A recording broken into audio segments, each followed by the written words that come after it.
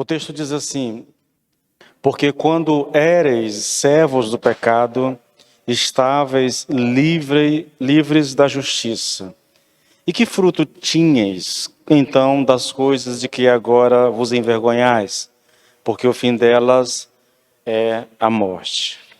Senhor, meu Deus e meu Pai, nós oramos a Ti mais uma vez, agora pedindo ao Senhor que nos ajude na compreensão da Tua palavra, Pai.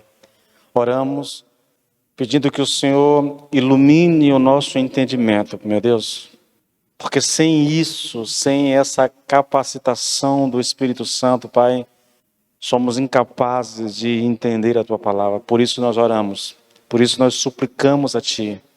Ilumine o nosso entendimento, Senhor, de maneira que a palavra seja compreensiva em nossa mente e no nosso coração, em o nome do Senhor Jesus.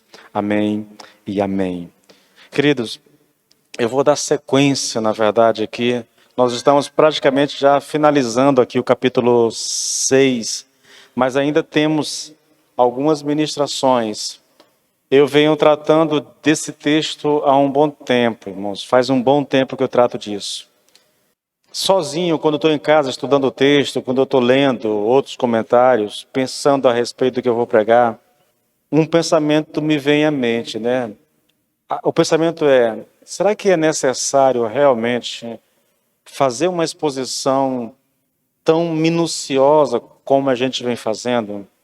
Porque essa é uma pergunta que eu sempre faço a mim mesmo sobre qualquer texto que eu prego, entendeu? Será que é necessário? Porque eu tenho consciência, e se você for no nosso YouTube ou no Facebook, você vai pegar muitas ministrações. Só o versículo 19, querido, são 4 horas de pregação no versículo 19. A pergunta é: isso é necessário realmente? Há uma necessidade de você enfatizar tanto um texto como eu venho fazendo? E quando eu penso nisso, querido, uma outra pergunta me vem à mente.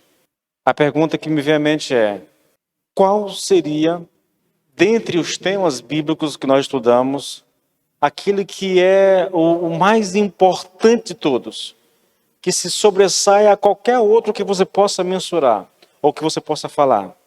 Porque é importante a gente falar, querido, de vida prática, das necessidades que nós temos como pessoas. É lógico que isso é importante, entendeu? É importante a gente saber o que a Bíblia tem para nos dizer a respeito de como eu devo viver a minha vida financeira, com certeza. De como eu devo viver a minha vida conjugal, não há dúvida sobre isso. É importante eu saber o que Deus tem para me dizer a respeito da relação com as pessoas com as quais eu convivo. Tudo isso é necessário. Eu preciso saber a respeito de como eu devo me comportar diante de lutas, de tribulações, com enfermidades, com crises financeiras ou crises conjugais.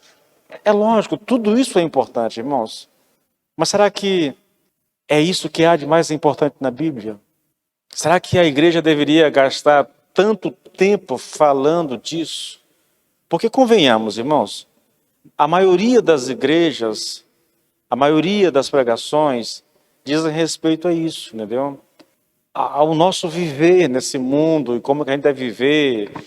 Mas é esse o tema mais importante da Bíblia? E a resposta vai ser não, não é. Por mais importante que seja, por mais que a gente deva abordar essas questões, não é o que há de mais importante. Mas o que há de mais importante na Bíblia, irmãos? Qual que é o tema central de toda a Bíblia? E a resposta, querido, é, numa palavra, salvação. A resposta é essa, irmãos.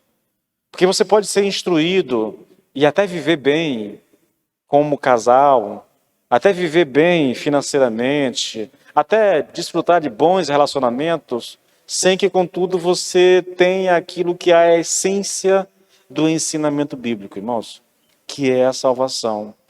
Então, sim, querido, às vezes eu penso que é necessário que a gente gaste tempo contrariando todos os mestres nessa área do ensino bíblico, entendeu? Que dizem que você não pode pregar mais do que 40 minutos, porque uma pregação que vai além dos 40 minutos, ela se torna enfadonha, e que as pessoas não têm paciência de ouvir mais do que isso, e que isso se torna um desperdício de tempo, contrariando aqueles que dizem que você deve ensinar a igreja, ou dizer à igreja aquilo que ela quer ouvir, porque isso torna a mensagem atraente e você pode lotar a igreja. Contrariando tudo isso, querido, eu acredito que a gente deva gastar muito tempo tentando entender a salvação, como ela funciona, tentando entender santidade, porque veja que coisa interessante, irmãos. Está escrito lá em Efésios 1, versículo 4, 5, né? O Senhor nos escolheu, o Senhor nos elegeu antes da fundação do mundo para sermos santos e irrepreensíveis diante dele. Então, há uma eleição e a principal característica de um eleito de Deus é exatamente a vida de santidade, entende? Sem santidade, eu não posso dizer que uma pessoa é eleita, irmãos, porque um eleito, por mais que ele tropece durante a sua caminhada, haverá no coração dele uma busca por uma vida de santidade, porque essa é a principal característica de alguém que foi eleito pelo Senhor, entendeu? Santidade. Então, é necessário que a gente gaste tempo trabalhando salvação e santificação, que é exatamente o que Paulo faz aqui na carta aos Romanos. Capítulo 5, na verdade, capítulo 3, capítulo 4 e 5, Paulo está falando sobre salvação. Capítulo 1, na verdade, 2, 3, 4, 5, Paulo está falando sobre salvação. Aqui, o assunto ainda é salvação, só que com uma abordagem voltada para essa questão da santificação. É a salvação manifestada na prática, que é uma prática de vida de santidade, entende? Então eu preciso gastar tempo, querido, tentando entender o que Paulo está dizendo. Sim, eu lamento, irmãos, porque eu reconheço que boa parte da cristandade no Brasil não tenha interesse em aprender assuntos como esse. E aí você vai ver grandes homens de Deus que poderiam nos dar, irmãos, trazer para nós palavras poderosíssimas, mas não fazem porque sabem que a igreja pode, de certa forma, rejeitar, entendeu? Não tem a paciência necessária para se expor realmente ao que o texto diz. A entrar em minúcias, irmãos, porque é necessário, querido. E essa é uma carta, querido, que exige de nós essa dedicação, esse interesse realmente em querer aprender. Veja, Paulo está dizendo aqui, olha, porque quando éreis servos do pecado, estáveis, livres da justiça. E que fruto tinhas então das coisas de que agora vos envergonhais? Porque o fim delas é a morte. Aqui, querido, Paulo está na reta final de uma argumentação muito profunda, falando da nossa união com Cristo.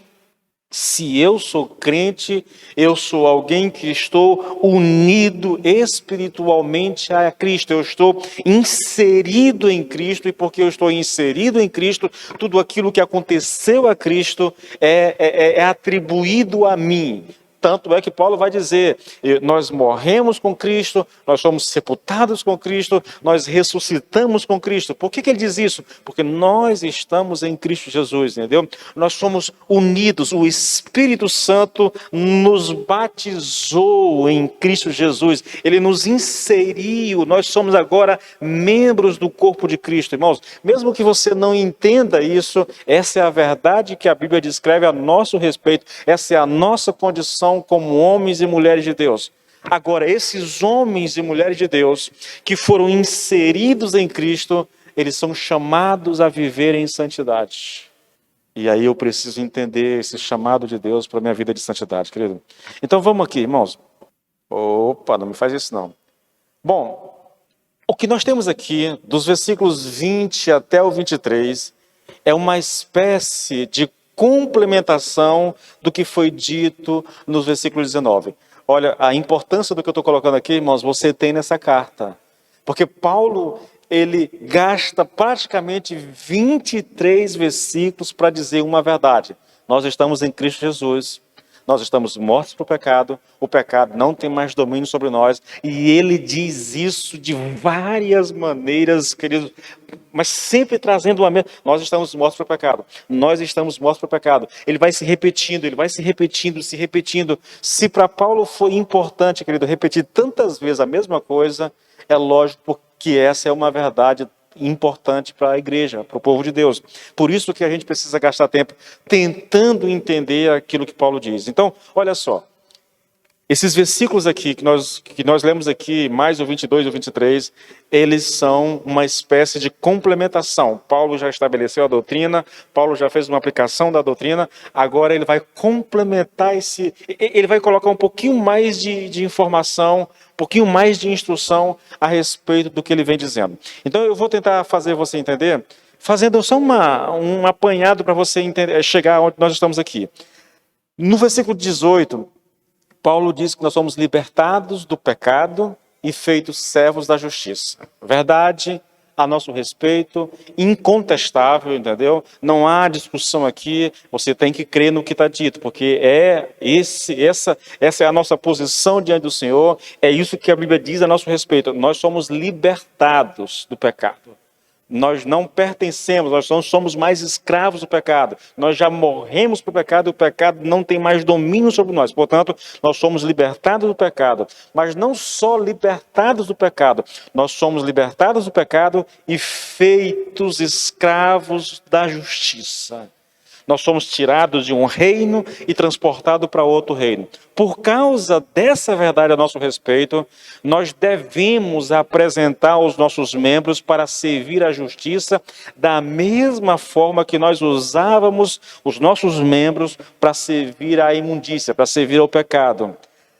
Isso é dito no versículo 19, e nós gastamos praticamente 4 horas para tratar de todos os pormenores relacionados a essa verdade. Agora, ele vai explicar isso que ele disse nos versículos 18 e 19, dizendo por que nós devemos agir da forma como nós somos exortados. Qual foi a forma? Assim como vocês apresentaram, ofereceram seus membros para servir ao pecado antes de conhecer a Cristo, agora vocês devem, da mesma forma, apresentar os membros de vocês para servir a Deus, entende? Então ele vai mostrar isso para nós, querido. E veja que coisa interessante, irmãos. Veja como é que ele faz isso. Olha, primeiro, o apóstolo vai nos dar aqui algumas razões negativas para ter feito o que ele nos conta que fez no versículo 19. Essas razões são dadas em termos do que nós éramos outrora, entendeu? Em nossa velha vida. Aí ele diz assim: porque quando éreis servos do pecado... Veja o texto, irmãos. Tente pegar o texto com um pensamento só. Olha só. E uma vez libertados do pecado, foram feitos servos da justiça. Falam em termos humanos por causa das limitações de vocês. Assim como ofereceram seus membros para que fossem escravos da impureza e da maldade que leva à maldade, assim ofereça agora os seus membros para que sejam servos da justiça, para a santificação. Porque, ele está explicando, porque como vocês eram escravos do pecado, quando vocês eram escravos do pecado, estavam livres em relação à justiça. Naquele tempo, no tempo que vocês eram escravos do pecado, que fruto vocês escolheram? Somente as coisas de que agora vocês se envergonham, porque o fim delas é morte. Então ele está tratando aqui do tempo em que nós éramos escravos do pecado, do tempo em que nós oferecíamos os nossos membros para servir ao pecado. Esses 2 versículos tratam disso, tá bom? Depois, no versículo 22, ele nos dá a razão positiva, a saber, o nosso presente estado e condição e as suas possibilidades. Então, ele diz por quê. Está se referindo à nossa época, quando nós éramos escravos do pecado. Agora ele vai falar da nossa condição atual. Mas agora, libertados do pecado, ou tirados desse império, desse governo do pecado, e feitos servos de Deus, tende o vosso fruto para a santificação e, por fim, a vida eterna. E por último, ele vai concluir isso tudo, colocando tudo numa sentença, numa declaração, né? Gente, é incrível. E agora ele junta as duas verdades e faz uma sentença só. Ele diz, porque o salário do pecado é a morte. Ele está se referindo de quando nós vivemos o pecado, quando nós oferecemos os nossos membros ao pecado. Mas o dom gratuito de Deus é a vida eterna por Cristo Jesus, nosso Senhor. É assim que Paulo conclui esse texto, irmãos. Só que isso, eu estou apenas citando a maneira como Paulo faz isso. Agora nós vamos entrar nos detalhes de como isso ocorre de fato, irmãos. Tá bom? Então, nos versículos que nós vamos estudar hoje, Paulo faz referência à nossa vida antes de sermos salvos. Portanto, ele está falando da vida de pecado que nós tínhamos, tá bom? E o que ele diz a respeito aqui, nesses versículos 20 e 21, ele está dizendo, querido, está falando de todas as pessoas que não conhecem a Cristo. Ele fala de nós antes de conhecer a Cristo, e por tabela, ele fala de todas as pessoas, de qual é a condição dessas pessoas que não conhecem a Cristo ainda, como elas vivem, o que é ser escravo do pecado, como é que se oferece esses membros a serviço do pecado, tá bom? Mas nós vamos dividir essa questão toda em duas partes. Primeiro, Paulo vai nos lembrar aqui qual era o nosso estado e a nossa condição antes de sermos alcançados pela graça, e depois do versículo 21, ele considera em detalhe o caráter daquela maneira de viver. Veja, porque é isso que nós vamos tratar aqui hoje, tá bom? Ele vai nos lembrar do nosso estado, da nossa condição, antes de sermos alcançados, esse versículo 21, e depois, no versículo 20, e depois no versículo 20, ele vai considerar, querido, em detalhe, o tipo de vida que vivia uma pessoa, ou que vive uma pessoa que é escravo do pecado. Bom, o que Paulo diz a respeito, querido, de quem ainda não foi alcançado pela graça, da nossa condição antes de ser salvo? Ele diz, essa pessoa é um escravo do pecado. É uma afirmação assustadora, mas que infelizmente hoje perdeu um pouco o sentido, tá bom? Paulo diz, quando éreis servos do pecado, quando vocês eram escravos do pecado. Ele está dizendo, antes de ser alcançado por Deus, antes de ser tirado do império das trevas e ser transportado para o reino de Deus, vocês eram escravos do pecado. Irmãos, essa é uma verdade assustadora, que hoje já não assusta tanto. A gente precisa ser honesto, tá bom? E por que isso não assusta mais, querido, tanto? Porque nós não pregamos mais sobre a gravidade do pecado. Quando eu digo nós, eu estou generalizando, tá bom? Porque eu sei que aqui e acolá, né, como nós fazemos aqui, eu sei que há outros pastores que pregam. Mas nós somos uma minoria tão insignificante, querido, que quase não conta, tá? Há uma pregação muito antiga de um homem chamado Jonathan Edwards. Ele pregou sobre a realidade do inferno. Veja, a pregação desse homem ainda existe. Se você for para a internet e você digitar lá, pecadores nas mãos de um Deus irado, você vai encontrar a íntegra da pregação de Jonathan Edwards. A mensagem era pregada lida, tá bom? Lida. Ele lia a pregação. Mas a história conta, querido, que o poder de Deus veio sobre aquele ambiente, sobre Jonathan Edwards, de uma maneira assim tão assustadora, que as pessoas se agarravam aos bancos com medo de irem para o inferno, entende? Então, naquela época, a igreja falava muito da gravidade do pecado, da possibilidade do inferno, e as pessoas, quando elas iam a Deus não só por amar a Deus. Hoje há uma preocupação muito, né? As pessoas não têm que ir a Deus com medo do inferno, elas têm que ir a Deus por amor. Ô irmãos, eu não sei nem como é que se explica um negócio desse, tá bom? Porque o que torna o evangelho algo atraente e poderoso é exatamente, irmãos, essa possibilidade de você estar debaixo da ira do Senhor e de você ser punido por causa da sua vida de pecado. Mas hoje as pessoas não querem saber disso, não querem falar disso, porque isso não dá ibope, na verdade. Então, A questão é, irmãos, e Paulo diz muito claramente, todos aqueles que não aceitaram a Jesus como seu Senhor e Salvador, essas pessoas, elas são escravas do pecado. Ponto. Isso não se discute, irmãos. Esse é um ensino bíblico. Escravos do pecado. Não importa se essa pessoa tem boa moralidade, não importa se ela é religiosa, nada disso importa, irmãos. Se não tem a Cristo como Senhor e Salvador, ela é escrava do pecado. Isso significa que ela não tem vontade própria. Ela vive sob o domínio do pecado. Ela é uma escrava, ela faz a vontade do seu Senhor. Ela vive para agradar ao seu Senhor. Essa pessoa não tem temor a Deus. Essa pessoa não ama a Deus. Por mais que ela possa falar da boca para fora, ela não ama a Deus porque ela é escrava. E um escravo não pode servir a dois senhores. Outra coisa que Paulo diz aqui, querido, a respeito dessas pessoas, é que elas estão livres da justiça. Vou ler o versículo todo agora, olha. Porque quando eres servos do pecado, ou escravos do pecado, vocês estavam livres da justiça. O que isso significa, irmãos? Primeiro, há uma interpretação no sentido de que durante o tempo da escravidão sob o pecado, essas pessoas tinham liberdade de fazer o que quer que desejasse. Eles interpretam isso. Ser livre da justiça significa que a pessoa, por estar debaixo do pecado, ela pode fazer o que bem entende, entendeu? Não havia restrições impostas a ela.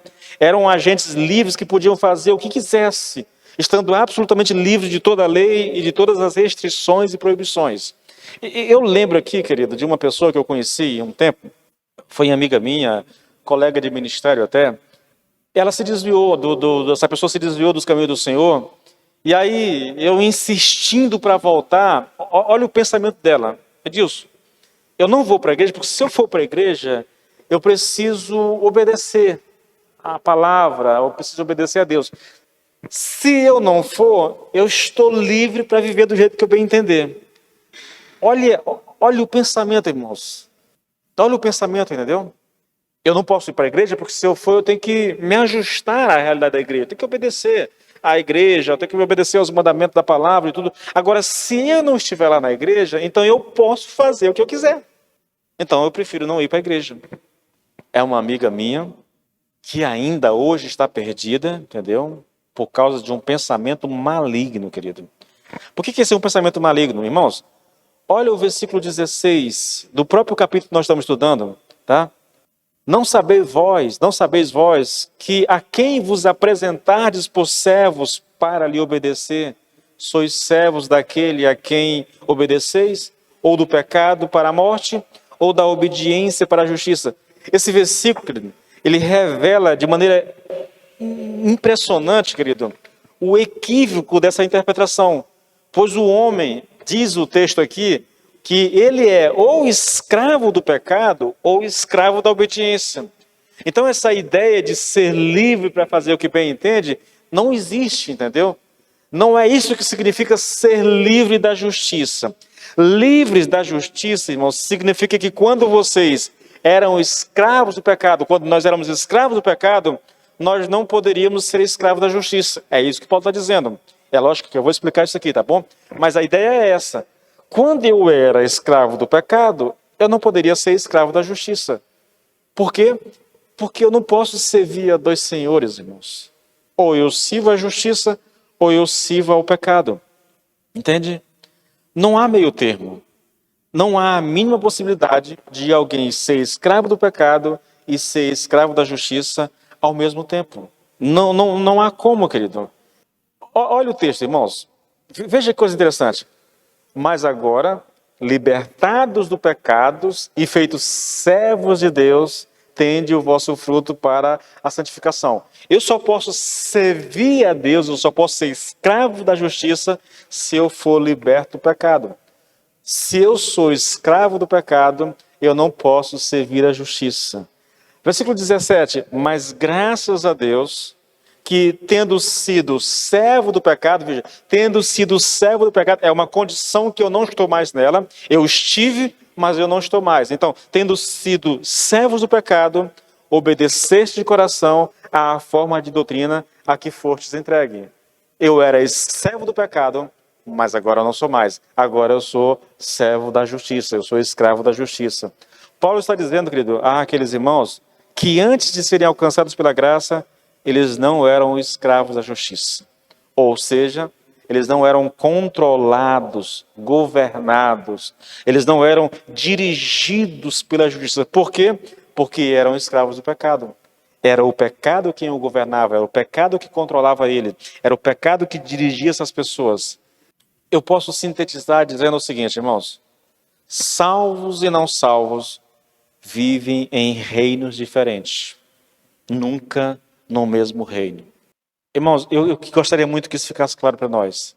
Se eu pertenço a Deus, eu estou num reino diferente daquele que não pertence a Deus. E sim, querido, eu posso ter falhas, eu sei disso. Eu posso tropeçar uma vez ou outra, eu tenho consciência disso. Mas o fato é que se eu pertenço a Deus, eu fui tirado desse império das trevas, desse reino do pecado e transportado para o reino da graça. Eu não pertenço mais àquele reino. Eu tenho falhas? Tenho. Eu vou errar na minha caminhada? Vou. Mas mesmo errando, eu sou cidadão de um outro reino. Eu vou aprender, eu vou me esforçar, eu vou me dedicar para viver de acordo com as leis desse reino, entendeu? Eu vou ser um servo da justiça, mas jamais serei outra vez servo do pecado. O texto, irmãos, é incrível, né? Como Paulo coloca isso de várias formas e de várias maneiras. Olha, versículo 5, 21, capítulo 5, versículo 21. Porque assim como o pecado reinou na morte, também a graça reina pela justiça para a vida eterna. Reino do pecado, reino da graça. Servo ou escravo do pecado, escravo da justiça. Ele está dizendo a mesma coisa, com palavras diferentes, usando termos diferentes, mas continua a mesma realidade. Irmãos, basicamente é assim: existem dois reinos. Um reino do pecado com o diabo e todos os seus anjos, e o reino de Deus com Deus, com Cristo, com o Espírito Santo, com a graça e tudo mais. Ou você pertence a esse reino ou a esse. Você não pode estar nos dois reinos ao mesmo tempo. Se você pertence ao reino de Deus, querido, você jamais, em hipótese alguma, por nenhum motivo, jamais você voltará para o reino do pecado. Se você está aqui, há uma esperança de que você seja tirado desse reino e transportado para o reino de Deus, tá? Isso é uma bênção, realmente.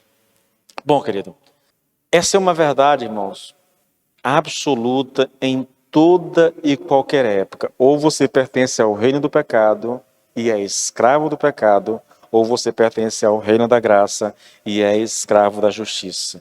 É nesse sentido que aqueles que não conhecem a Cristo, eles estão livres da justiça, tá bom?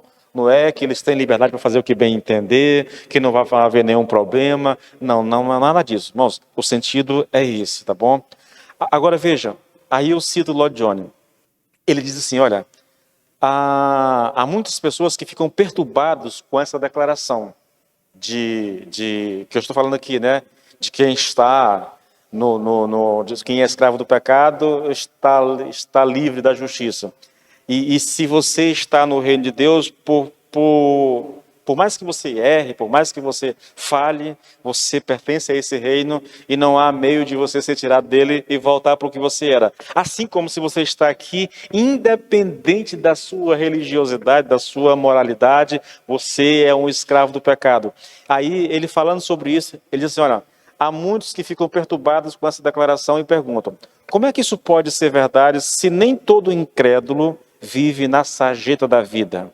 Há muitos homens de boa moral e há incrédulos que fazem coisas excelentes. Essa é uma preocupação. Veja, isso aqui diz respeito a um contexto, ao contexto no qual o Lloyd Jones estava inserido, entendeu? Porque naquela época havia homens de boa moralidade, assim como há hoje, entendeu? Gente que não é religiosa, gente que não teme a Deus, mas tem a sua moralidade. Então você olha para uma pessoa dessa, de respeito, a pessoa honrada na sociedade, e você pergunta, mas como é que ele pode ser um escravo do pecado, pastor? Aí Lloyd Jones vai explicar isso. Ele diz o seguinte: o homem que rejeita Cristo e este crucificado, e que não crer na expiação e em sua necessidade absoluta, é de todos os incrédulos o mais perigoso e precisa ser denunciado severamente, como o nosso Senhor denunciou os fariseus da antiguidade. Olha que afirmação, querido, importante. Porque se você pensar por um minuto que seja, nos fariseus da época de Jesus, nos líderes religiosos da sua época, respeitadíssimos pelo povo, a despeito de todo o respeito, de toda a honra e de toda a aparente moralidade que eles tinham, eles estavam perdidos e eram escravos do pecado, e o Senhor condenou severamente esses homens. Chamou eles, querido, de raça de víboras, de sepulcro caiado, de muitas outras coisas que hoje é quase que inaceitável você se referir a alguém dessa forma, entendeu? Mas eram líderes religiosos que conduziam o culto em Israel, que ensinavam as pessoas em Israel e que tinha da parte das pessoas o respeito e a honra, mas a despeito de toda essa pompa, eles estavam perdidos e eram escravos do pecado. Da mesma forma é hoje, irmãos.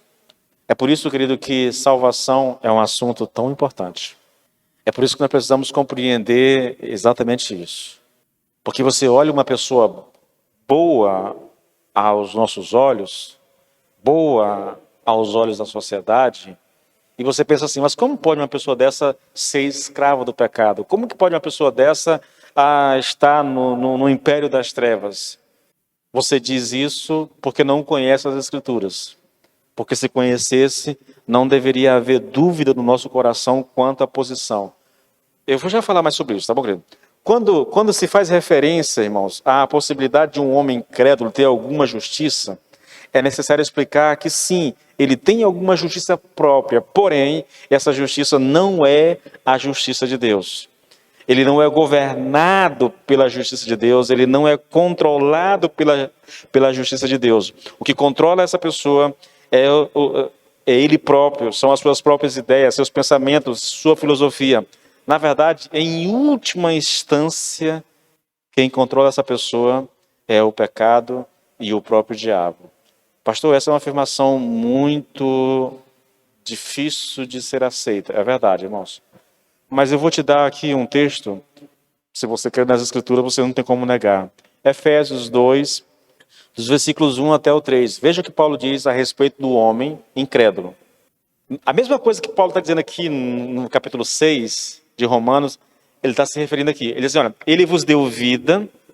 Quando ele diz, ele vos deu vida, ele vai apontar para a vida daquelas pessoas antes de receberem a vida de Deus. Então, antes de Deus os alcançar, ele vai descrever como essas pessoas viviam. Então, observem, ele vos deu vida quando vocês estavam mortos em suas transgressões e pecados, nos quais vocês andaram no outro tempo. Ele está falando daqueles irmãos lá da cidade de Éfeso, antes de serem alcançados, antes de receberem vida de Deus, antes de serem salvos. Então, eles estavam mortos nos seus delitos e pecados, eles andaram no outro tempo, naquela época, antes de conhecer Cristo, antes de ser salvo, segundo o curso deste mundo.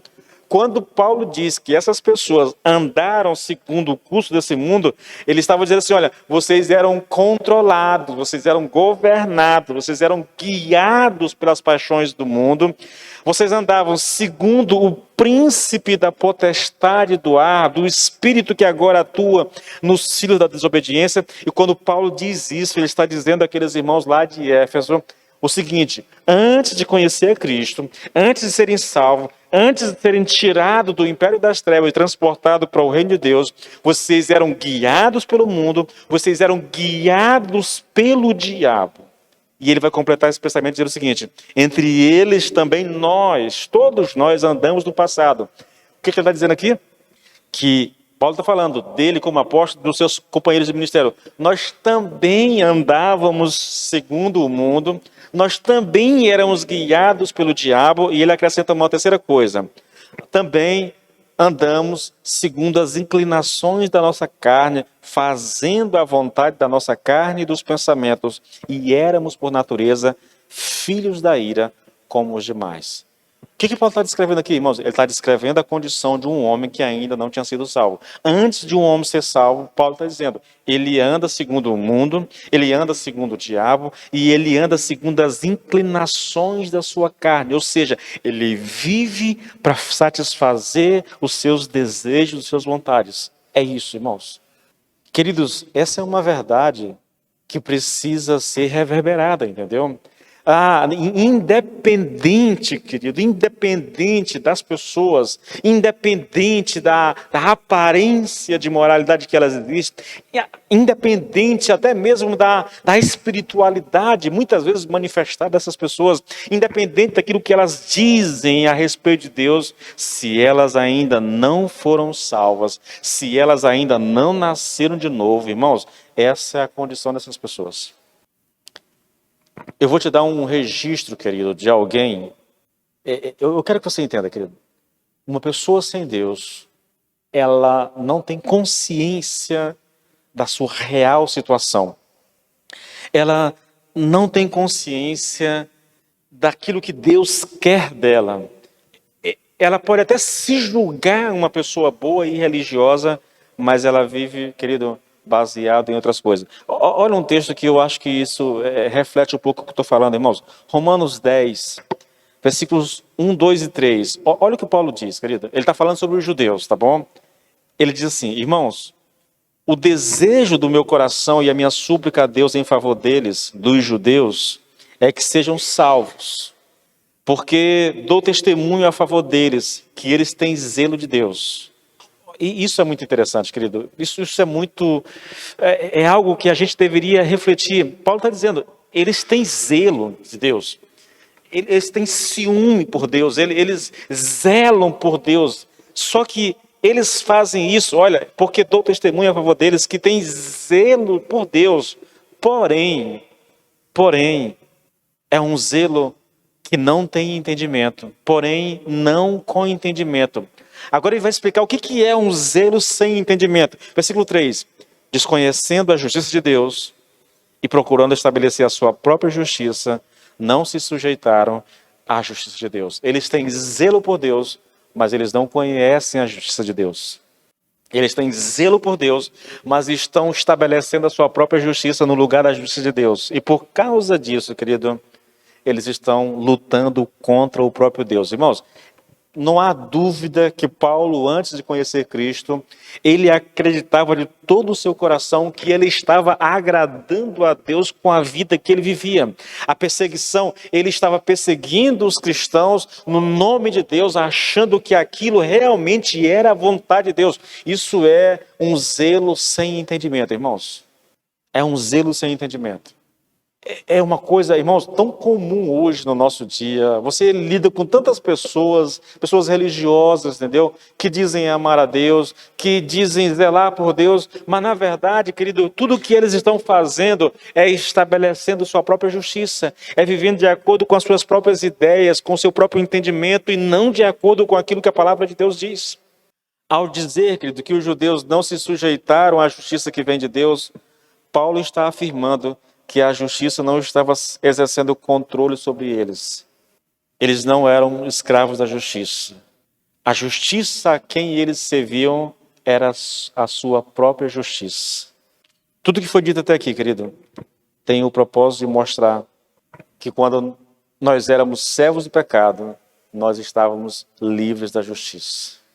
E isso tudo nos leva a questionar qual é o valor da nossa justiça própria diante dos olhos de Deus.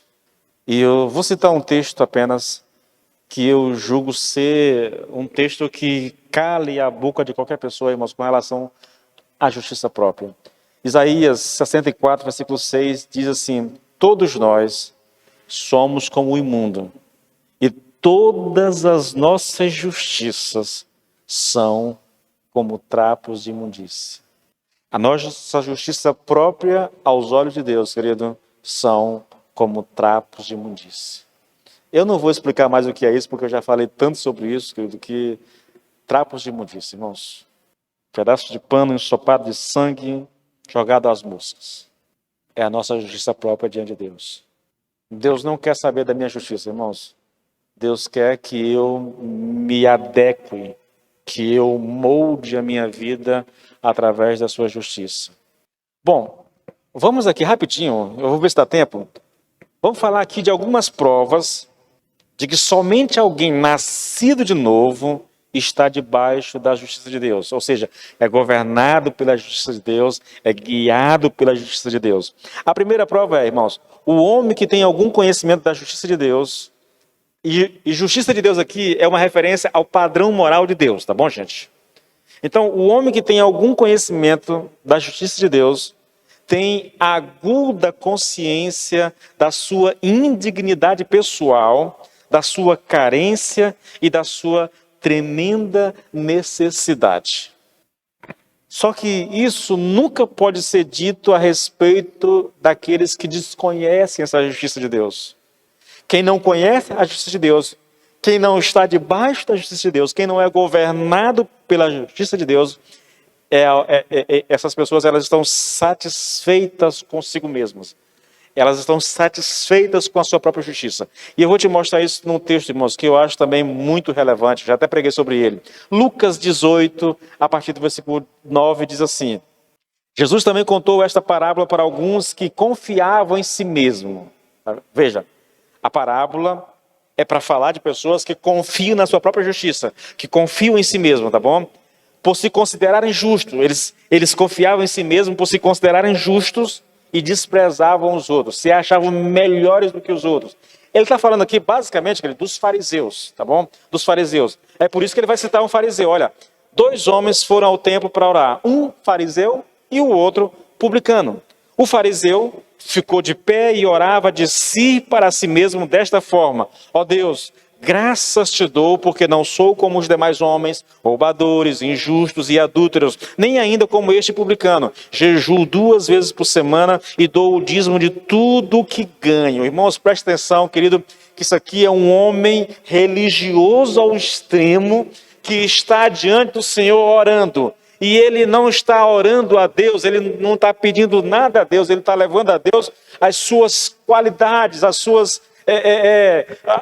justiça própria. Veja, Senhor, eu não sou um ladrão, Senhor, eu não sou um roubador, Senhor, eu não sou um adúltero, Senhor, eu jejuo 2 vezes por semana, eu dou o dízimo de tudo que eu ganho. Ele está aqui fazendo um marketing pessoal diante de Deus.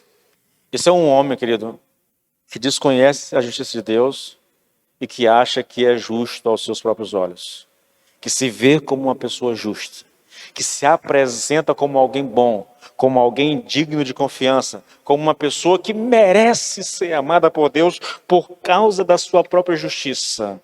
Entende? Uma pessoa assim, querido, ela não é governada pela justiça de Deus.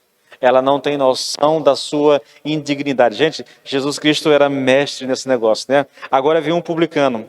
Veja como é que o publicano ora, irmãos. Versículo 13. O publicano, estando em pé, longe, nem mesmo ousava levantar os olhos para os céus, mas batia no peito dizendo: ó Deus, tem pena de mim, tem misericórdia de mim, que sou pecador. Um homem assim, querido, é um homem que tem consciência do padrão moral de Deus e ele sabe que está bem abaixo desse padrão.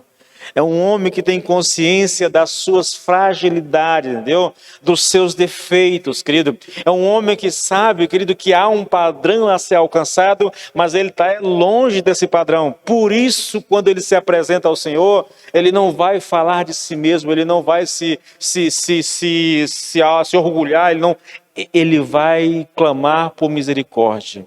Olha o que o Senhor diz, olha, digo a vocês que este, no caso do publicano, desceu justificado, perdoado para a sua casa, e não aquele. Porque todo o que se exalta será humilhado, mas o que se humilha será exaltado. Então, um homem, querido, que tem consciência, entende, da sua indignidade, da sua carência, da sua necessidade, é um homem que está debaixo da justiça de Deus. Ele conhece a justiça de Deus. Ele tem uma noção do padrão moral de Deus, mas tem consciência da sua incapacidade de alcançá-lo. Por isso, há humildade no coração desse homem. O segundo exemplo aqui, querido, é o homem que tem alguma concepção da justiça de Deus, tem aguda consciência da sua carência pessoal e começa a ter fome e sede de justiça.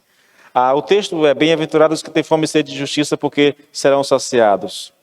Escute, querido, o homem que tem consciência do padrão moral de Deus, né, estabelecido por Deus, sempre terá consciência de quão distante ele está de alcançar esse padrão. Irmãos, é necessário que a gente se veja. Olha, eu não gosto muito, querido, da ideia do crente que fala demais de si mesmo, sabe? Não é muito legal, irmãos. Porque quando nós nos exaltamos, quando nós começamos a fazer marketing pessoal, de que nós somos isso, que nós somos aquilo, isso reflete de imediato, querido, uma carência muito grande em nós. Uma carência daquilo que as Escrituras dizem. Nós temos uma carência daquilo que é o padrão moral de Deus, daquilo que Deus exige de nós. Porque se nós tivéssemos consciência do que Deus exige de nós, nós jamais nos orgulharíamos, irmãos. Jamais. É muito importante, querido, que nós tenhamos consciência de que há um padrão moral a ser alcançado e que nós estamos distante dele. Nós estamos distante desse padrão moral de Deus. Quando nós temos consciência disso, querido, o nosso coração ele será dominado pela humildade, por um sentimento de que nós precisamos de Deus, de que nós não somos melhores do que as pessoas. Veja, querido, eu sei, a nossa posição diante de Deus, ela é algo intocável.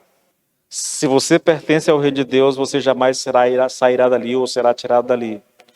Romano vai dizer isso no capítulo 8, nem morte, nem vida, nem passado, nem presente, nem anjo, nem demônio, ninguém pode nos separar do amor de Deus. Só que, ao mesmo tempo que eu tenho consciência disso, e eu dou graças a Deus por essa situação, e eu sei que essa situação, ela só é possível por causa do que o Senhor Jesus Cristo fez por mim. Então isso não me permite, querido, parecer orgulhoso, ou manifestar um orgulho, ou superioridade às outras pessoas. Entende? Porque ao mesmo tempo que eu tenho consciência daquilo que Deus fez por mim, eu tenho consciência daquilo que Ele requer de mim. E quando essa consciência me vem à mente do que Deus requer de mim, irmãos, vida de santidade, vida de oração, amor à palavra, amor ao próximo, serviço sacrificial ao Senhor, entende? Quando eu tenho consciência de tudo isso que Deus requer de mim, querido, e eu olho para a minha própria vida e eu digo, Deus tem misericórdia porque está longe, está muito longe de eu fazer aquilo que o Senhor quer de mim. Eu acho que essa deveria ser a nossa postura diante do Senhor, irmãos. Diante de Deus, querido. Diante de Deus. Entende? Porque às vezes eu vejo o crente, aí ele vai para o outro extremo, entendeu? Ele quer ser humilde, aí ele baixa a cabeça para todo mundo e parece... Aí é outro extremo, irmãos. Eu tenho que ter consciência da minha posição diante do Senhor. Eu sei que eu sou falho. Eu sei que eu vou errar. Mas ao mesmo tempo eu tenho consciência de que Deus me ama, entende? Sim, jamais, querido, nós deveríamos transparecer às pessoas que nós somos superiores a ela. Jamais nós deveríamos fazer isso. Principalmente quando nós estamos falando de pessoas que não conhecem a Deus, que não conhecem a Cristo, tá? Mas também não posso parecer aquela pessoa que anda cabisbaixo o tempo todo, que aparenta uma falsa humildade, que não é humildade, né? Humildade, irmãos, é reconhecer quem nós somos, tá bom? Eu sei que sou falho, mas ao mesmo tempo eu sei que sou amado por Deus. Então, isso não me faz baixar a cabeça para as pessoas, entendeu? Ser saco de pancada das pessoas ou deixar as pessoas fazer o que bem entender com a gente. Isso está errado, querido. Isso está errado. Isso não é uma postura de humildade. Isso aí é qualquer outra coisa menos humildade, tá bom? Então, para nós aqui, irmãos, eu não vou começar a próxima questão aqui, o versículo 21, porque não vai dar tempo. Não dá tempo. Então, para começar e não terminar, eu prefiro não começar. Então, fica para nós aqui, querido. A nossa condição era uma. Nós éramos escravos do pecado. Não somos mais. Fomos tirados dessa condição. Fomos feitos escravos da justiça. Agora nós somos guiados pela justiça. Nós somos governados pela justiça. Isso não significa que nós somos perfeitos, que nós não vamos errar, que nada disso, irmãos. Isso, quem prega isso está pregando besteira, está pregando bobagem, entendeu? Significa que nós temos consciência de quem nós somos, sabemos o que nós somos chamados para ser, sabemos que ainda não estamos vivendo tudo isso que fomos chamados para ser, mas nós desejamos fazer e viver a vontade de Deus na nossa vida. Sim, vamos errar? Irmãos, eu não tenho dúvida quanto a isso, entendeu? Mas há um desejo no nosso coração, querido, de servir a Deus com todo o nosso ser, com toda a nossa força. E é isso que nos faz, querido, e é isso que nos caracteriza como cristãos. Cristãos não são pessoas perfeitas no sentido dessa palavra, entendeu? Cristãos são pessoas que têm consciência das suas fragilidades, querido, mas sabem quem são. Sabem que foram amados por Deus, sabem que foram escolhidos por Deus e que se dispõem a andar com Deus mesmo a despeito das fragilidades do nosso ser. Nós caímos? Caímos, irmãos. A gente levanta, sacode a poeira e continua a caminhada, tá bom? Caiu lá na frente, irmãos, levanta de novo e continua a caminhada, porque nós temos um alvo, nós temos um propósito de vida. E nós vamos chegar lá, não por causa de nós, mas por causa do Deus que nos escolheu, que nos chamou para ser dele antes da fundação do mundo. Amém, queridos? Vamos encerrar por aqui, nós vamos orar ao Senhor, tá bom?